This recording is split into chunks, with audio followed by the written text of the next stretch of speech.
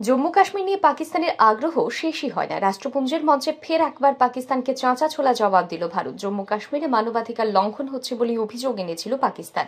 সেই অভিযোগকে সম্পূর্ণ ভিত্তিহীন ও মিথ্যা বলে উড়িয়ে দিল ভারত। কার্যত পাকিস্তানকে ঠুকে ভারতের প্রতিনিধি পড়শি দেশকে ব্যর্থ দেশ বলে আখ্যা দেন, যারা আন্তর্জাতিক সাহায্য অনুদানে টিকে রয়েছে। রাষ্ট্রপুঞ্জের মানবাধিকার কাউন্সিলের বৈঠক চলছে জেনেভায়। সেখানেই পাকিস্তানের এমন ভিত্তিহীন দাবির পাল্টা জবাবে ভারতের প্রতিনিধি বলেন যে পাকিস্তানের নিজের বিরুদ্ধে মানবাধিকার লঙ্ঘনের ভুরি ভুরি অভিযোগ রয়েছে। অন্য কাউকে জ্ঞান দেওয়ার মতো অবস্থায় নেই তারা। এটা হিপোক্রেসি ছাড়া আর কিছুই নয়। পাকিস্তানের আইন, বিচার ও মানবাধিকার মন্ত্রী আজম নাজির তারার রাষ্ট্রপুঞ্জের মঞ্চে দাবি করেন, কাশ্মীরের সাধারণ মানুষকে নিজস্ব সিদ্ধান্ত নিতে দেওয়া হচ্ছে না, পাশাপাশি মানবাধিকার লঙ্ঘন করা হচ্ছে।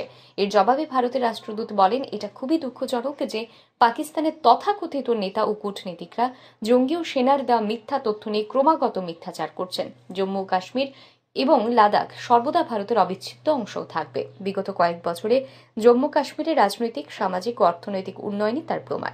পাকিস্তানের মদতে সন্ত্রাসে যে এলাকা এতদিন ভীত সন্ত্রস্ত ছিল, সেখানে এই উন্নয়ন সরকারের কাজের প্রচেষ্টাকেই প্রমাণ করে। ভারতের উপরে এভাবে অবসেসড না হয়ে পাকিস্তানের নিজের দেশের মানুষদের ন্যায় বিচার করা উচিত বলেও খোঁচা দেন ভারতের রাষ্ট্রদূত। ব্যুরো রিপোর্ট, আর ই নিউজ।